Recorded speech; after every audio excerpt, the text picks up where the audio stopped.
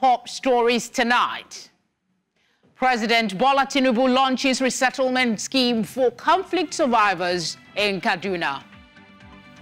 Rivers Governor Fubara assures delivery of critical projects remains his focus amid State Assembly crisis. Senior Staff Association of Nigerian Universities threatens total shutdown of varsities. Friends and families attend funeral of protester killed in Kenya anti-tax protest.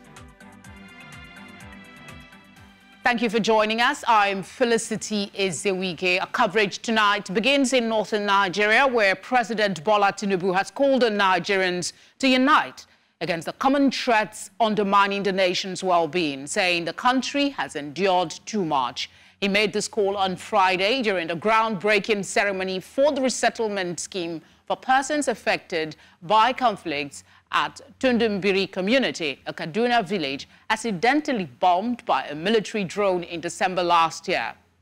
Represented by Vice President Kashim Shettima, the president expressed dismay that Nigerians have been held hostage by fear and allowed preventable incidents to escalate into generational disputes. The resettlement scheme, targeting communities affected by conflicts in Kaduna, Katsina, Benue, Niger, Zamfara, Sokoto, and Kebbi, stands as a testament to the survivors' courage and signals an end to their pessimism.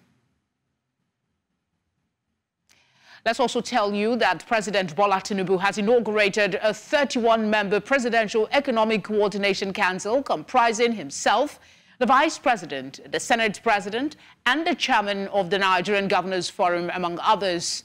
This inauguration comes 3 months after the President established the committee on March 27. President Tinubu also presented the outcome of his review of the Accelerated Stabilization and Advancement Plan, which seeks to inject 2 trillion naira into the economy in the next 6 months. Minister of Finance and Coordinating Minister of the Economy, Wale Edu, who led selected members of the council to brief State House correspondents after the briefing, said the health, agriculture and energy power sector will be prioritized in the emergency funding.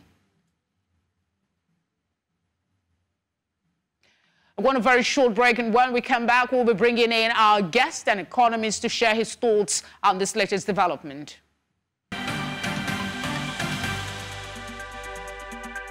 Thank you for staying with us. Let's now welcome economist Oladipo Ajayi. Oladipo, thank you very much for joining us on the news.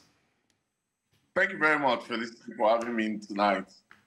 The stabilization package is quite ambitious, and there are so many interventions, but which of these plans stands out for you? Well, firstly, I think I would say that it's better late than never. Because we've been seeing the monetary policy guys doing great jobs, and a lot of people have been calling out the fiscal policy guy. But I think they are finally now on the street to actually do something. And I think what actually stands out for me is the food security. Sincerely speaking, food stands more like the focal point as we speak currently in the country. And a lot of people have been going through a lot of issues as a result of increase in prices across board. We've seen inflation, food inflation rise above 40%. And this is not a very good one for the economy. And I'm very sure that it's a very great one that they're actually looking at that as one of the focus aside social welfare, energy, and health. Businesses are hard-pressed already, but with government's plan to improve access to finance for the housing sector and MSMEs, as well as the manufacturing sector, what could be the ripple effect on the economy? Yeah, the ripple effect of this is that it will provide more employment opportunity.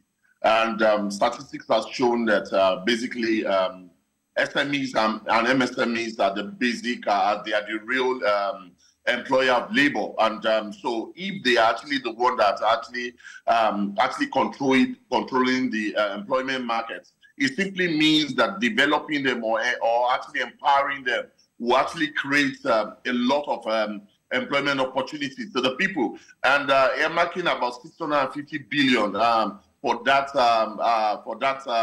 development, I think, is a very good one. It simply means that they understood the problem that's currently ravaging the country, and they understood that the best way to actually go about it is to actually empower people in form of businesses, so that big business can be able to actually employ people, which in turn will actually improve and lead to economic growth. Under the Energy Security Initiative, which includes power, oil and gas, the government aims to increase on-grid electricity to be delivered to homes and businesses from about 4.5 gigawatts to 6 in 6 months. They also propose to increase oil production to 2 million barrels per day within the next 12 months, as well as remove barriers to entry for investments into the sector to enhance competitiveness. This is a lot. Do you think this is maybe a little too ambitious? I think this is a tall order. It's actually a tall order, to be sincere, and actually improving power generation from about 4.5 gigawatts to 6,000 gigawatts. I think it's a tall order because when you compare where we are coming from to where we are going, I think it's actually a long journey, and actually now putting a timeline of 6 to 12 months. I think the timeline is too short. And but what the government is saying is that they are not actually talking about aggressively investing in that. What they mentioned is that creating an enabling environment so that businesses can actually invest in that, so as to actually attract foreign inflows and some foreign investment into that sector as well. And also, they also mentioned actually increasing oil production from current about 1.4 million barrels to about 2 million barrels per day. And I think that's also a very big one because if you look at where we were sometimes last year, at the point we're actually producing about 900,000 barrels per day. But now I think we are better off that we are around 1.4 million, 1.5 million barrels per day. So it simply means that on a daily basis, we are leaving about 500,000 barrel on the table. So if the government can actually ramp up investment into this sector, what this would do is that it will improve, it will create employment opportunity. It will also help the stability of Naira because it simply means that the government will be able to generate more FX inflow, which also will empower the central bank or give the central bank more cash flow to actually meet FX obligation of businesses that are looking to bring in raw material or machineries for their businesses. Let's go a bit to agriculture and food security. The government plans to increase staple crops grown by smallholder farmers from 127 million metric tons in 2023 to 135 this year to bolster production by partnering with larger-scale commercial farmers and support qualified farmers with satellite imagery for land use planning and other agricultural expansion purposes. How can this be achieved and sustained? I think that this is actually achievable because my concern around agriculture has been the quality of crops rather than some other factors, because the quality of crop of seed that farmers actually plant, most times they are not actually great quality. As a result, the output that we tend to actually get from at the time of harvest don't actually meet international standard, or may not actually bring a lot of yield that could be very, very positive for farmers. So if the government is stepping into this phase, also means that government will actually provide seedlings. It also means that government will also provide technical expertise. It also means that government will actually retrain and retrain farmers in this regard. And also, they also mentioned around partnering with all other big scale farmers. By so doing, I think this thing is actually very much achievable. It also means that the government needs to be deliberate around this. And don't also forget one of the key problems that's actually affecting farmers also comes from the angle of insecurity. It also means that the government also needs to look at the issue of security for farmers. Farmers must be able to access their farms so easily.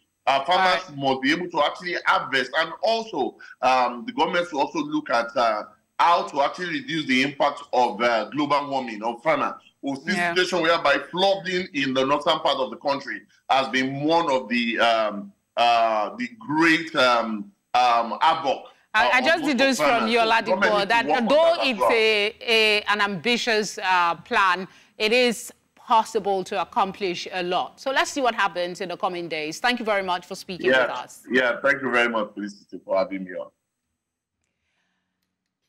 Female police officers across Africa have pledged to unite, collaborate, and leverage their operational strength across diverse areas of specialization.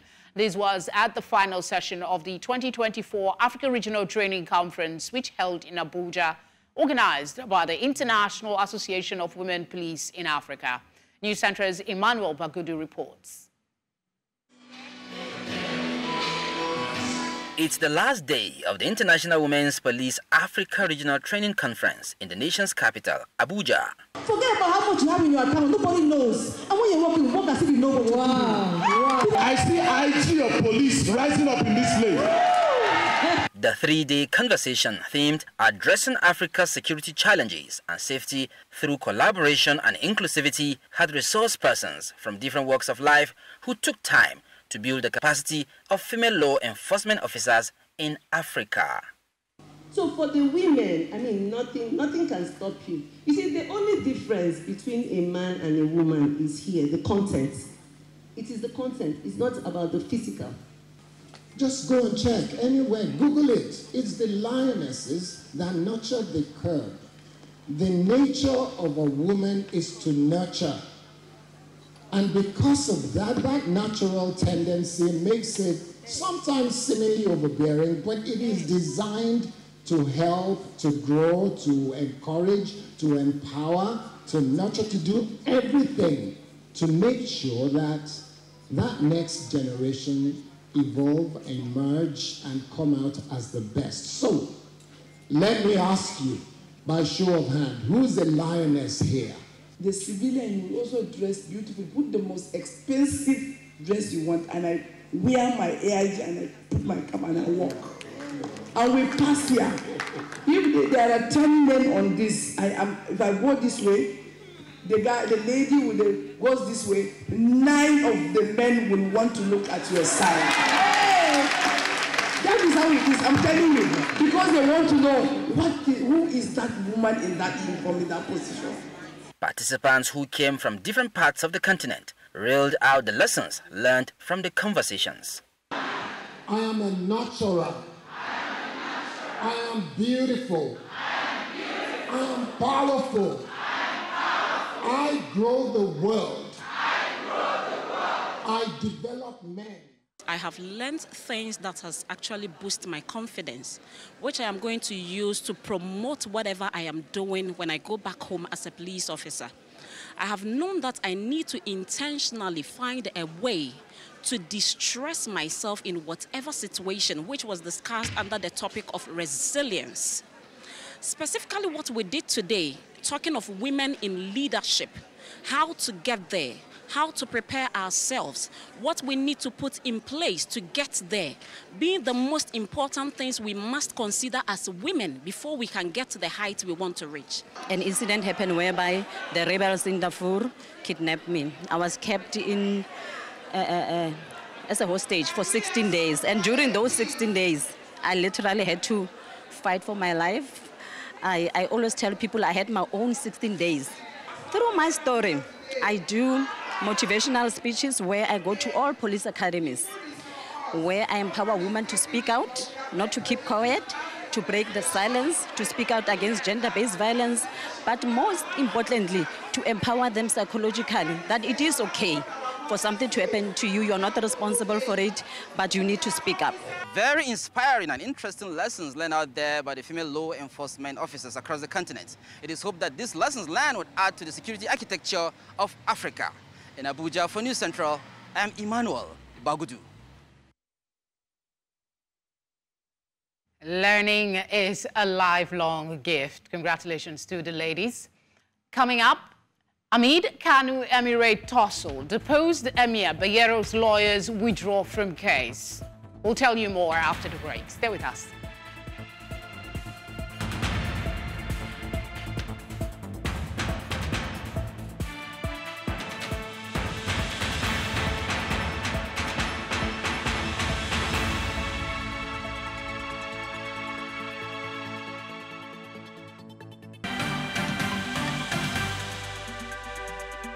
If you've just joined us, you're watching Tonight. A reminder of our top stories. President Bola Tinubu launches resettlement scheme for conflict survivors in Kaduna. Rivers Governor Fubara assures delivery of critical project remains his focus amid state assembly crisis. Senior Staff Association of Nigerian Universities threaten total shutdown of varsities. Friends and families attend funeral of protester killed in Kenya anti-tax protest. Let's now tell you that the House of Representatives has launched a probe into the 1.5 billion naira meant for the payment of contractors but allegedly diverted by principal officers of the Federal Ministry of Women Affairs. The House Committee on Women Affairs commenced the probe in Abuja against the backdrop of petitions by contractors over non-payment of contracts executed. Kafilat Ogbara, chairman of the committee, said that the ministry initiated new contracts not captured in the 2023 budget and diverted 1.5 billion naira being funds for owed contractors. He added that the ministry, while owing contractors, awarded fresh contracts in 15 states of the federation, which she alleged was not captured in the 2023 appropriation. Now, federal lawmakers have proposed a 1% funding from consolidated revenue to be dedicated to the fight against AIDS, malaria and tuberculosis in the country. Chairman of House of Representatives Committee on AIDS, Tuberculosis and Malaria, Amo Bioga, made this known at a two-day retreat by the National Agency for the Control of AIDS on the role legislature to the sustainability of HIV response. News Centre's Adeshewa Odushoga tells us more. Despite having the highest HIV epidemic in West and Central Africa, Nigeria's HIV and AIDS prevalence is now relatively low compared to its first outbreak in 1985. Since 2010, a 39% prevalence rate signals progress towards the UN's Sustainable Development Goal of eradicating HIV by 2030. However, funding challenges continue to hinder this progress. In response, the House of Representatives Committee on AIDS, Tuberculosis and Malaria, alongside the National Agency for the Control of AIDS, convened a critical retreat in Lagos to address the legislative role in sustaining the nation's HIV response. I have made it clear at which the House will push to make sure before end of this year that this bill is passed. We must make that 1% from the allocation go straight in fighting HIV, AIDS, tuberculosis and malaria control. Legislators, we know they are very close, they are grassroots mobilizers, they are very close to their constituents, so we can work with them to ensure that we create the right awareness to every Nigerian, and also to ensure that they help with policies and policies that could help with domestic funding. According to recent studies, 2 million Nigerians are currently living with HIV, while 1.7 million of them are undergoing treatment. Stakeholders at the event also echoed the need to raise awareness to tackle the underdiagnosed population and reduce stigmatization. It's very timely that we redouble our efforts, so to provide more resources, so domestic resources, there are ways and means to do that, to ensure that our response is sustainable. We have a system for that already called the new business model that will give everybody their responsibilities with the states and the federal leading accordingly. And it also looks at areas that have to do with sustainability of the HIV program. So sustainability simply means we have to look for a way that even after donor funding, normal funding in terms of the systems will be able to run itself to give us the direction by 2030. Wrapping up conversations here, the lawmakers also pledged its resolve to ensure zero tolerance to stigma and discrimination of persons living with HIV and AIDS. In Lagos, for News Central, Adeshewa Odushoga. Let's stay with health matters. The Nigerian government has warned that the increasing level of flooding and continuous rainfall may worsen the spread of cholera in the country. During a press conference on Thursday, the Minister of Water Resources and Sanitation, Joseph Telumom, raised the concern. According to him, a total number of 63 deaths and 2,102 suspected cases have already been recorded as of Wednesday, July 3, since the outbreak of the epidemic. The minister has called on government across board to set up efforts to clean drainage after recent non-stop rains caused flooding in few states and the Federal Capital Territory, FCT. Joining us on the news is Dr. Matu Oko, a public health practitioner. Dr. Oko, thank you for joining us. Thank you, Felicity. It's always a pleasure to be here. How does increased rainfall and flooding typically contribute to the spread of cholera outbreak?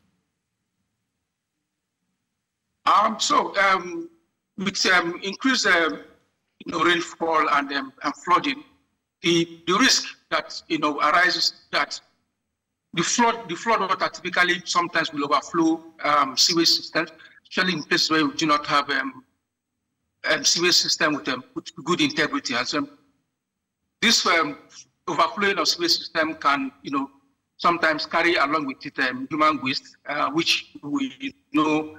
We know that cholera is a fecal-oral infection, which people excrete the bacteria from through their stool, and when water mixes with sewage and carries it along, it will contaminate the water that people drink, and then can further lead to spread of the disease. In addition, temperature and humidity that is often associated with rainfall will also encourage the growth and spread of the bacteria, and then increasing the chances that people may get infected. This is something that seems to come up every now and then. Could you maybe elaborate for us specific challenges that is faced in trying to control cholera outbreak, especially during flooding season in densely populated urban areas? Also, as you have mentioned, in terms of densely populated area, cholera is basically a disease of hygiene related. Because when people use the toilet and they do not wash up after themselves properly, they can spread this, carry this bacteria along with them and spread to other people. We still practice open defecation, right, in this country, creating the opportunity for flood water and to carry the human waste along with it, and contamination of drinking water that who have, particularly in places where people do not have secured or safe drinking water. So this is a big challenge where we do not practice hygiene, washing of your hand for at least 20 seconds with soap under running water, properly treating your water that you drink. If your water is not safe, you can make it safe by boiling it. You can use chlorine-based disinfectants to disinfect the water and make it a little more safe for you. But by and large, hygiene is the primary factor that we have, and then people who live in crowded areas tend to have problems with sanitation, and then predisposes them to the risk of becoming infected. Dr. Oko, thank you for speaking with us. Thank you. We do hope people take necessary measures to protect themselves. Staying in Lagos, the bustling metropolis and the economic hub of Nigeria is under siege, not by an invading army, but by an enemy as old as it gets, flooding. A heavy downpour on Tuesday in Lagos brought to the fore once again the sorry condition of the state's drainage system and the urgent need for government attention. My colleague, Bettina Uweli, tells us more. Every rainy season, Lagos faces the wrath of floods. The city's inadequate drainage systems and rapid urbanization exacerbate the situation, leaving millions at the mercy of the rising waters. On Vincent Street in Shomolu, Lagos, failed infrastructure caused by the relentless pressure of flood waters disrupts the daily life of Mr. Oke. The rain started very early in the morning. By shortly after 7 o'clock, in my house especially, I just heard that the wall came down. So because of the volume of the water. And when it came down from the back of the canal, it went in and also pulled down the other side of the wall. So, and it affected many other people also. And during the IBB period, the channelization of the barracks happened, where they now put everything in the barracks. The drainage will come down here. So there is no way the volume will not be large. Also, on the other side here, we have the one coming from Shomolu directly, also emptying into our canal here.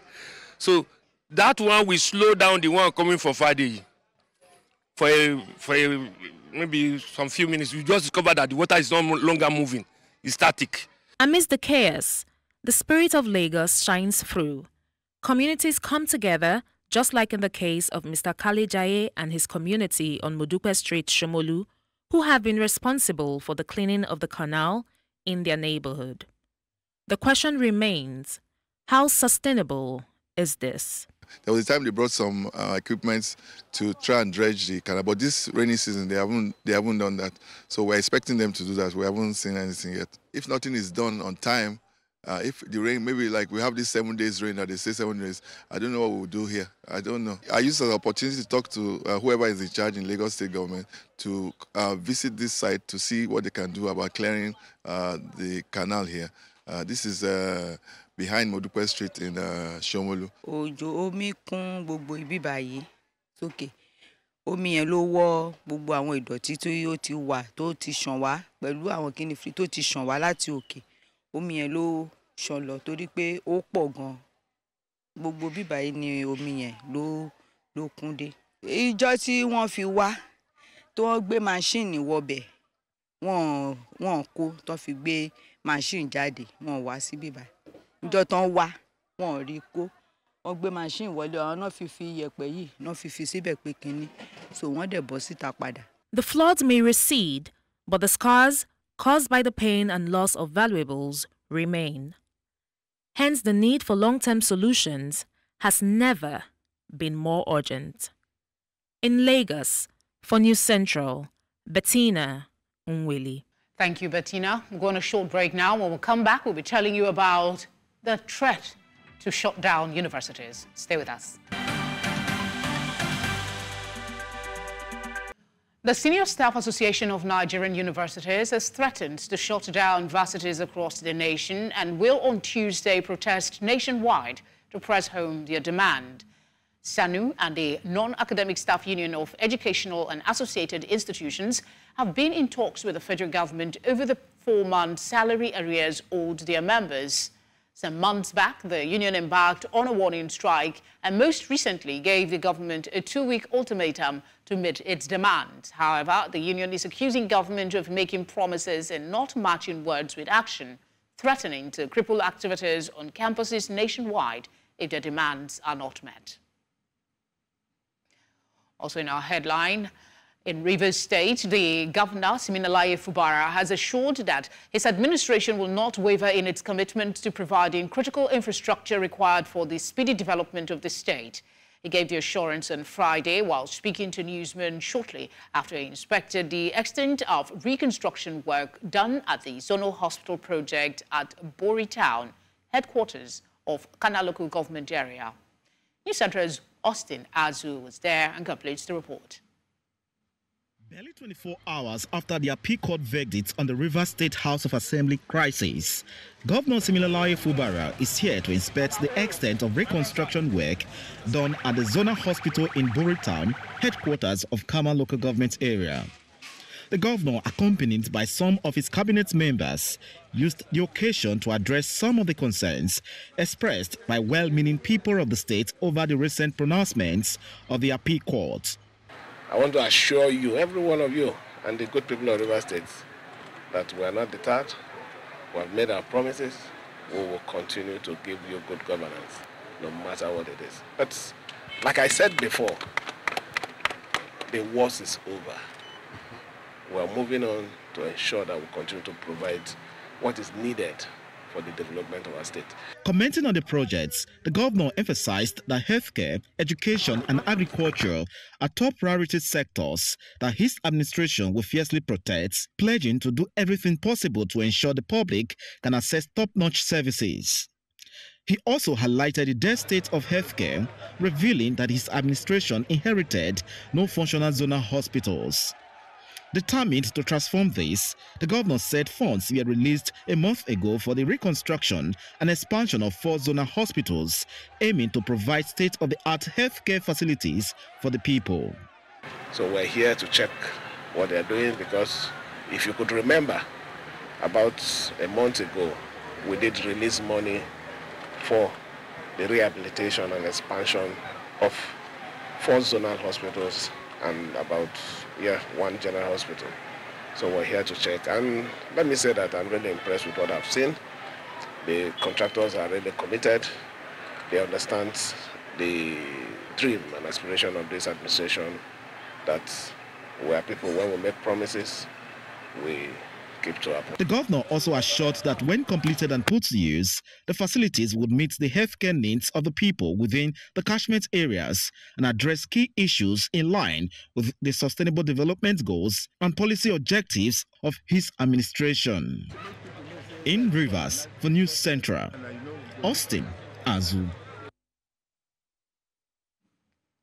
As Nigeria continues to look at ways to harness the numerous potential of the maritime sector, experts have advocated for sustainable practices to ensure the long-term health and productivity of its blue economy. Nigeria needs to take seriously the issue of policies and stringent regulations that support environmental protection, economic efficiency, and social responsibility. The maritime industry needs to be strategic and decisive about sustainability, as well as exploiting the range of opportunities that the blue economy offers, looking beyond the traditional shipping and port operations. Former Director General of the Nigerian Maritime Administration Agency, NIMASA, Raymond Omasheyi, shared his thoughts on this. We must begin to look at the marine and blue economy as a business, okay? Where the regulation is working very well, definitely the business will thrive.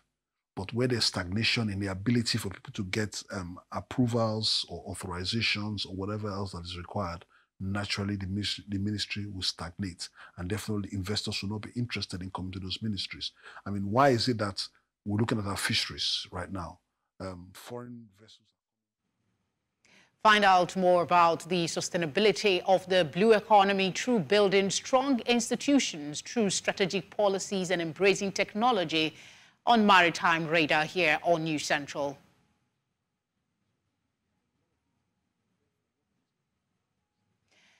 Family, friends and opposition politicians have attended a funeral service for Rex Masai, the first protester killed during demonstrations over tax hikes in Nairobi on June 20. According to the pathologist's findings, Masai was shot in the thigh and succumbed to excessive bleeding. Crispine Odawa, Masai's father, expressed gratitude to numerous compassionate politicians and well-wishers who have generously supported the family to ensure that Masai received a dignified farewell. So painful to lose a firstborn child for no reason. Hakuwa mgonjwa, just a phone. Let's get today's business news from our business desk.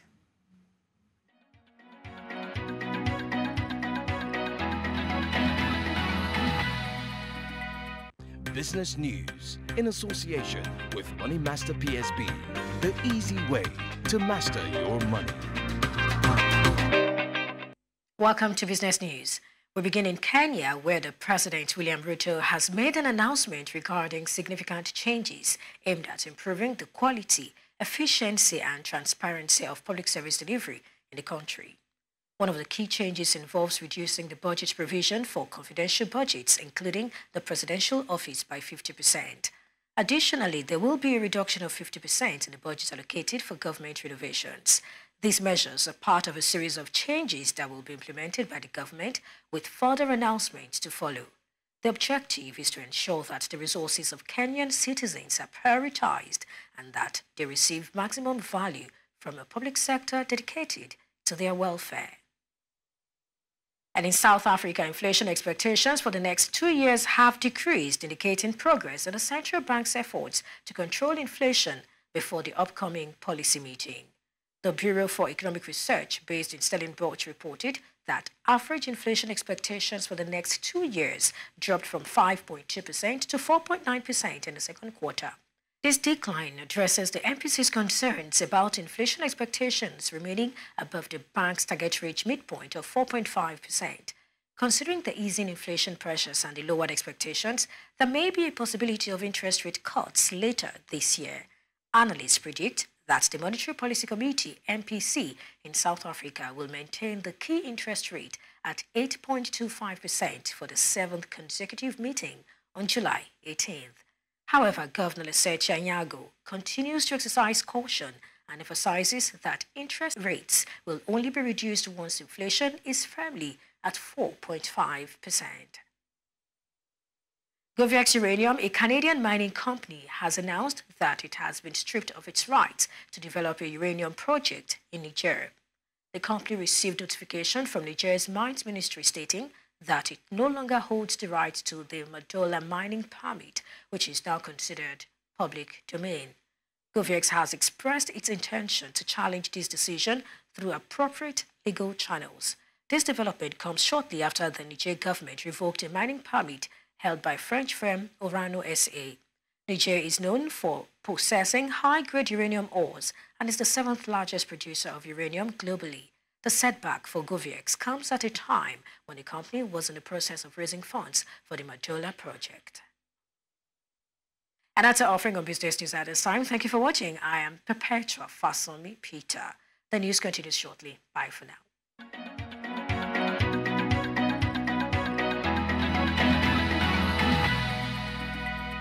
Business News in association with Money Master PSB, the easy way to master your money.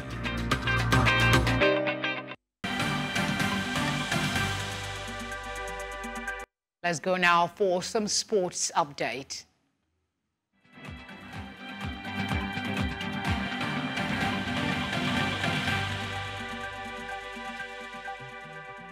Sports update brought to you by Kano.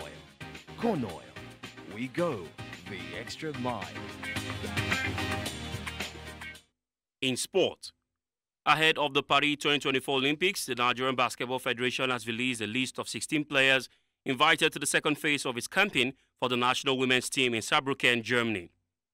According to the list released by Secretary General of the Nigerian Basketball Federation, Peter Njoku, the Tigress regulars like Amy Okonkwo, Elizabeth Balogun, Promise Amukamara, Palas Kunai Akpana, and Ezine Kalu made the team. Mojanatu Musa and Ifunaya Okoro, who were picked from the first phase camp held in Abuja. However, the reigning African champions will miss the services of team captain Sarah Oguke, who is not a part of the team due to personal reasons. Coach Rena Wakama's side are slated to play some friendly games ahead of the Paris Olympics Games. The team will take to the court against Germany in a friendly game in Berlin on July 19th before facing Serbia in Belgrade on July 21st and Japan in Lille, then France on July 24th respectively. Away from there now to football, Chelsea have appointed former Nigerian international Seyi Olofinjano into a talent management role covering Africa. The 44-year-old Olofinjano played 147 matches and scored 18 goals for Wolverhampton Wanderers between 2004 and 2008, in addition to spells at Championship sides Cardiff City and Sheffield Wednesday. The former midfielder also played in the Premier League with the Stoke City and Hull City. His new role at Chelsea will cover recruitment recommendations across the region, working in conjunction with a newly appointed scout that will cover Africa. Olofinjano started his career in Nigeria with Crown FC and Kwara United before making a transition to Norwegian club SK Brann in 2003. He moved to England with Wolves a year later.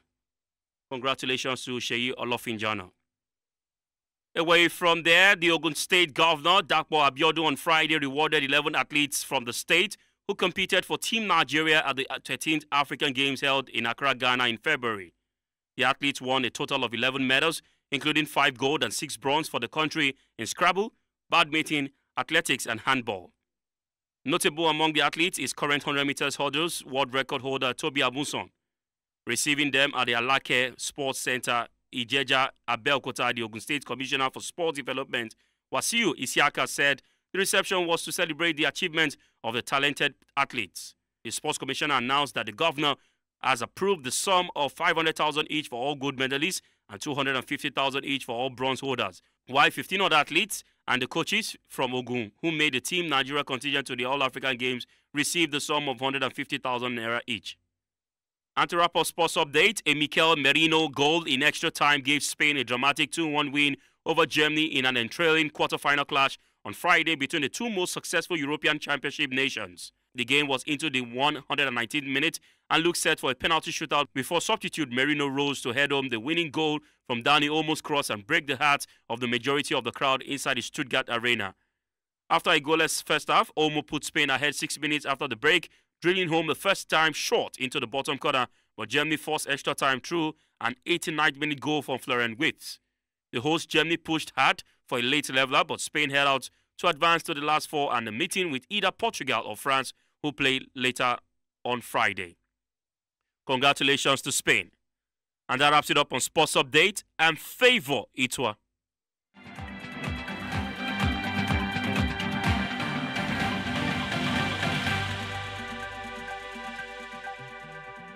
Sports Update, brought to you by Kano. Kano, we go the extra mile.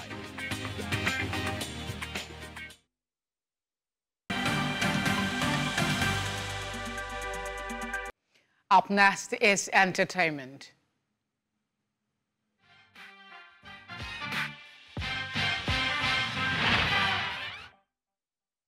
Entertainment news in association with Glow Unlimited.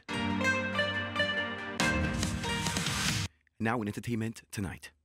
Nigerian singer turned politician Banky Wellington has announced that he has returned to school to pursue a master's degree in policy at an American university.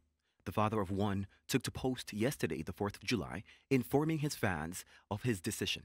He says, gave up being a CEO to become a student, because sometimes you have to let go of what's impressive to gain what's important. While several fans have commented on the new feat, of course his wife has joined in. Adesua Wellington said, I just want everyone to know that my husband is a true Efiko and has gotten A's so far. I'm so proud. The singer revealed that he's currently pursuing a master's in policy at Georgetown University in Washington, D.C. He says the journey of faith continues. Please wish me well. Several fans of the actor and politician have, of course, taken to socials to congratulate him and wish him the best. On the international scene, animation Despicable Me 4 has gotten the holiday weekend box office to a strong start, earning $27 million in its opening day alone. Steve Carell and Will Ferrell star in this animated sequel to the heavy blockbuster franchise Despicable Me, which earned around $120 million over the first 5 days since July 4th weekend. Meanwhile, other films come close: Inside Out 2, A Quiet Place Day 1, Bad Boys, all of which have raked in over several millions of dollars. I tried myself!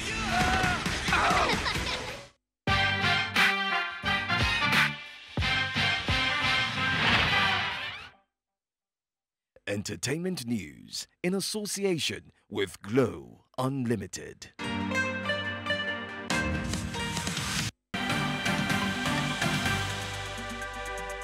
And that's all tonight. But before we go, let's take an odd look at some of the major stories.